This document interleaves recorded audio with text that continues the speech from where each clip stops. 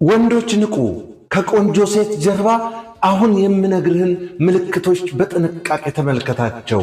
እነዚህን ካየህ ፈጥነህ ሩጥ።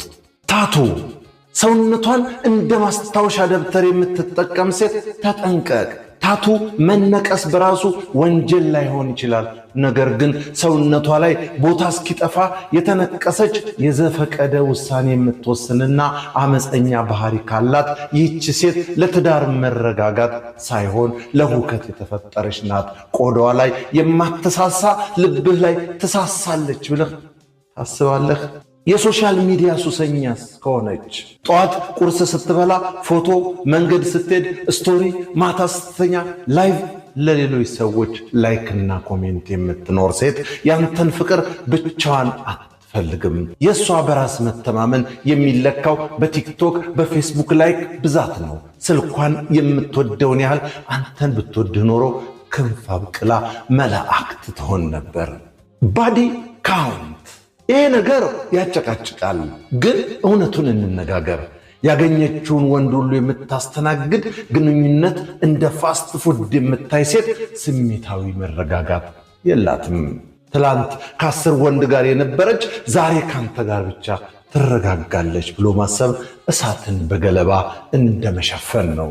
ስሜትን የምትዘውር ወንጀሉን እሷ ሰርታ ይቅርታ የምትጠይቀው ግን አንተ ነህ።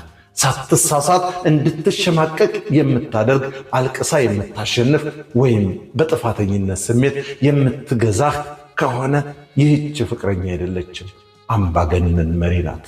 የድራማ ንግሥት ሰላም አይመቻትም። ዛሬ ከጓደኛዋ ጋር ትጣላለች፣ ነገ ከቤተሰብ ጋር፣ ከነገ ወዲያ ከአንተ ጋር ትንሽ ችግር ሲፈጠር ዓለምን ታቀልጣለች። ሕይወቷ ሁሉም ትርምስምስ ያለ ነው። አንተ ቤት የምትፈልገው ሰላም ነው ወይስ ጦር ሜዳ? ድራማ የምትወድ ሴት ዕድሜህን ታሳጥረዋለች። ራዕይ የሌላት ውበት ብቻ፣ ጭንቅላትስ ምንም ዓላማ የሌላት ስለ ነገ የማታስብ ዛሬም ብቻ ልኑር የምትል ሴት ወደኋላ ትጎትታለች እንጂ አታሳድግህም። ትዳር የሁለት ሰዎች ጥምረት ነው። አንዱ ሮጦ አንዱ ከተቀመጠ ሰረገላው አይሄድም። ገንዘብ አባካኝ ከሆነች አንተ እየቆጠብክ እሷ ታባክናለች። ብራንድ ልብስ፣ ውድ ሬስቶራንት፣ የውሸት ሕይወት፣ የራሷን ገንዘብ በአግባቡ መምራት ያቃታት ሴት የነገውን ቤትህን ታደራጃለች ብለህ ጠብቅ። ካንተ ኪስ እንጂ ከልብህ ጋር ጉዳይ የላትም።